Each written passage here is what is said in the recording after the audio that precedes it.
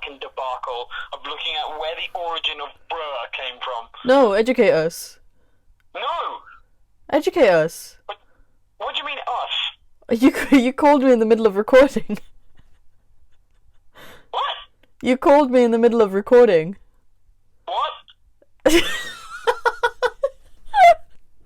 Well, that wasn't the plan.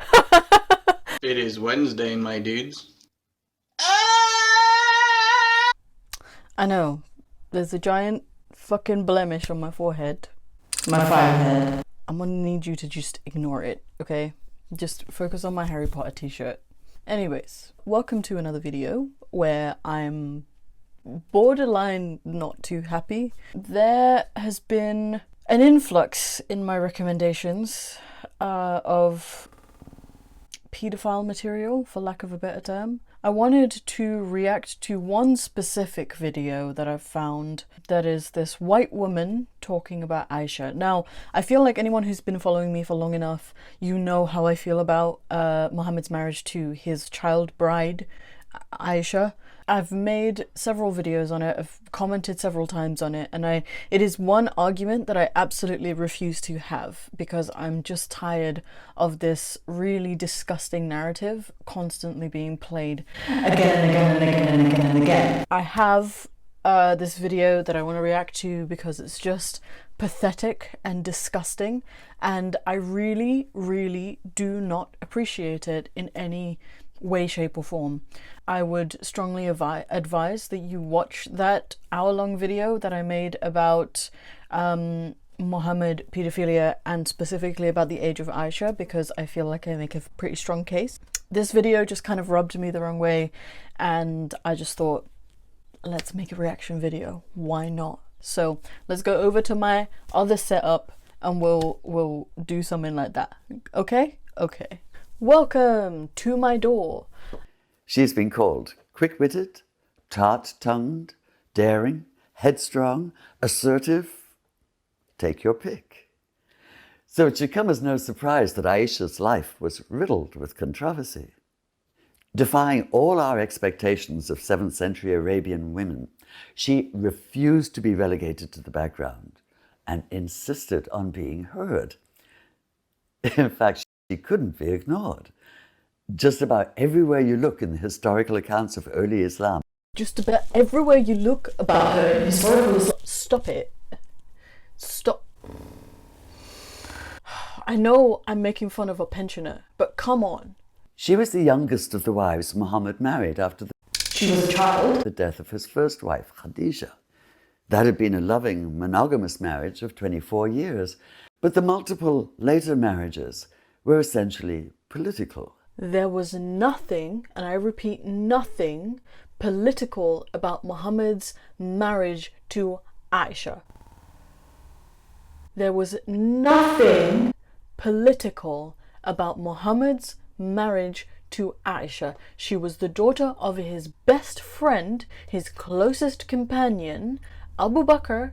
There was nothing political about him getting married to a child. Nothing. Zero. He treated his wives as trophies. He essentially had a menagerie of women. Stop this nonsense. So just how young was she when she married Muhammad? This woman's a lizard. This woman's a lizard person. I mean, look, I don't... This person is a lizard person. So just how young was she when she married Muhammad? A child.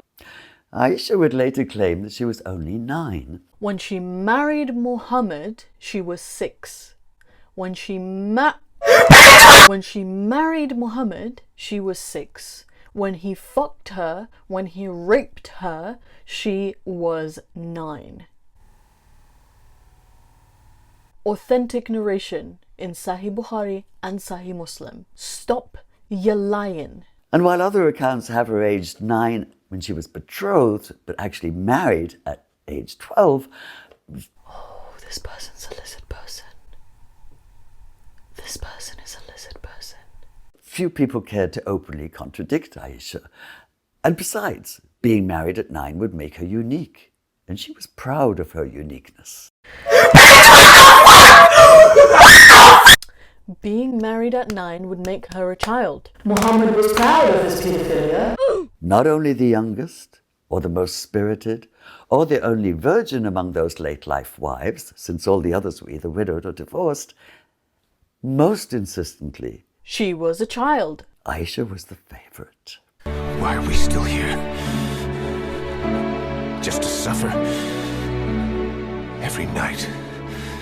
I just ate, and I only eat once a day because I have an eating disorder. I can feel my leg, Please don't. my arm, even my fingers. I'm feeling like this was a mistake. Jealous of his devotion to the memory of Khadija, Aisha asked him how he could prefer, and this is in her own words, that toothless old woman whom God has replaced with a better one. It was the kind of question only a teenager. Yes, because she was this woman. How can you be a woman justifying clear pedophilia and grooming? You are even saying that this is only the kind of question that a teenager would make. Would dare ask. And of course, a much older woman regret as she remembered it years later. So how ironic is it then that the outspoken Aisha should serve as the excuse, the rationale, for one of the most misogynistic interpretations of the Quran, one that would force women into silence. It happened after she was falsely accused of adultery. Rumors flying around the gossip grapevine of Mecca and Medina almost as fast as they do today on the internet. She was declared innocent by a revelation of the Quran, which stated that any such accusation had to be backed up by 4 eyewitnesses, who of course did not exist. So far, so good. You think that that's the most misogynistic interpretation of a verse of the Quran? Do you know what misogyny is? There is a verse that allows a man to beat his wife. There are verses condoning unequal shares of inheritance between men and women. There are verses implying the marriage of young people. Why are you allowed to be saying this? Why does Emir-Stein Center, whatever the hell that is, allowed to have this many subscribers? Why is this like to dislike ratio so naff? But much later, extremist scholars would twist this horribly, arguing that in the lack of 4 eyewitnesses, a practical impossibility. Shut up. Shut up. Any woman who testified to having been raped was by default admitting to adultery and therefore to be punished accordingly. If Aisha could have foreseen this, she'd have been horrified. How would you know? You don't even have sympathy for the fact that a child was married to a 53-year-old man. How the fuck would you know? But perhaps the ultimate irony was that Aisha never had any children of her own. Yes, Aisha never had any children of her own, and the ultimate irony about that is that it was probably caused by her having sex at such a young age that it damaged her internal organs. She was 18 when Muhammad died.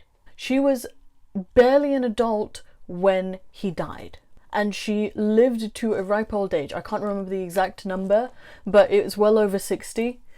She lived to a ripe old age, alone, no husband, no children, nothing.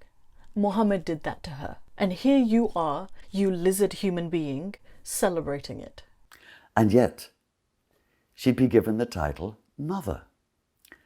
Muhammad's death would leave her a young widow, and she'd remain both childless and a widow, since the Quran stated that his surviving wives could never marry again. A mandate intended to guard against undue influence.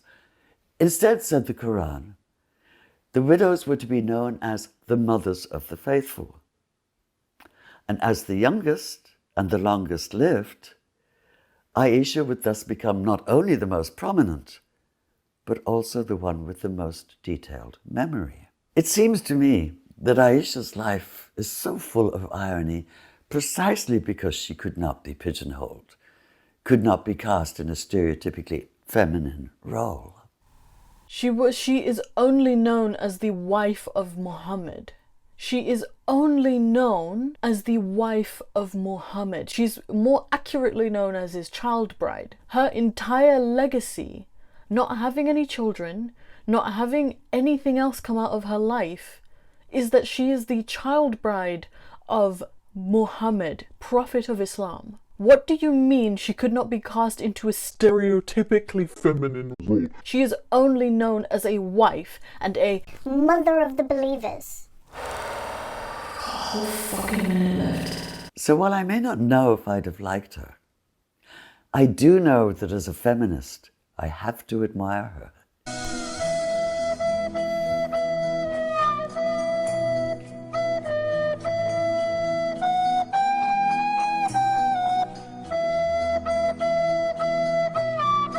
I do know that as a feminist, I have to admire her. Galaxy brain. Can you, as a feminist, not constantly perpetuate the marriage of children and the raping of children? Please? I think that would be more than your admiration of her. Why don't we talk about how much abuse she has gone through throughout her married life. She was only a child when she got married, and I would even argue when the Prophet died. The Prophet has only fucked her as a child and groomed her. You have no place calling yourself a feminist. I don't identify as a feminist because I think that the term has been extremely muddied, but you have no place calling yourself a feminist. You are a lizard person. This fearless 7th century woman whom I suspect would be utterly at home in the 21st. This is Lesley. She's a writer and a psychologist.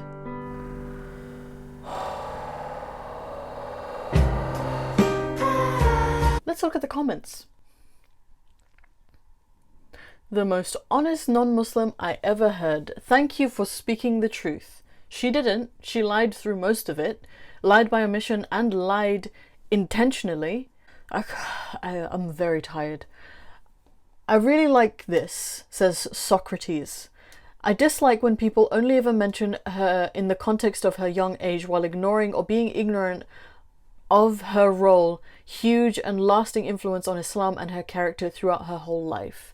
She was groomed and molested. This is something that we can't overlook because she was groomed and molested, and people are acting as though that is okay. And on and on and on. There are so many positive comments. Okay, how? Why? Why are we allowing this to be so? And she has a TED talk over here. Stop justifying Aisha's age. You want to talk about other aspects of Aisha? Go for it. But stop justifying the fact that Muhammad married a child. It's really not okay. And it really doesn't set a good precedent for what Muslims believe. Part of loving something is having the ability to criticize it and having the ability to recognize that some things aren't 100% infallible. So you criticize things because you care about them. You give a fuck about them. Have the integrity and have the humility and have the empathy to be able to criticize the man that you hallow and love by saying that something he did was wrong. You want to talk in Aisha in other contexts? Fine. But stop justifying the fact that Muhammad married a child. Stop it. I will not stand for it. It is something that is deeply disgusting, and I do not know why this is in my recommended. I do not even know why it's allowed as content. It should not be allowed as content. Because it's literally a feminist justifying a child's marriage to a 53-year-old man.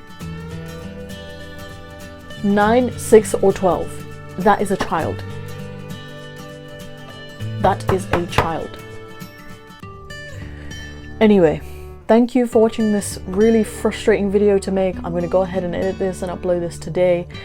We have some interesting stuff to come. Tomorrow I'm bringing on my friend Vicky, who wants to share with me I'm not entirely sure what she wants to share with me, but she wants to share with me some videos that she thinks are really important to share. I'm also bringing Topic Thunder in the evening to talk to us about how isolation's going for her, how shunning's going for her, things like that. We're just gonna have a catch up as well, because I haven't seen my girl Topic Thunder in a very long time. If you enjoyed this video, please do like, share, subscribe. If you think that it's an important video to share around, please do consider sharing it on social media, and don't forget to tag me. All of my social medias are linked in the description below. If you disliked this video or you disagree, please do feel free to leave your comments in the live chat when this premieres. Please do feel free to leave your comments in the comment section in the description below. Feel free to dislike, feel free to share this and give me your refutations. I'm always open to criticism. This is a free speech platform. And if you would like to support me in a more monetary way, please do consider donating to my Patreon, my PayPal, or my Super Chats when the premiere is live. Thank you for watching this video. I will see you in the next one, the next few, tomorrow, and the day after, and the day after that. I'm uploading every day in isolation because it's the only way I can keep sane. Thank you, and goodbye.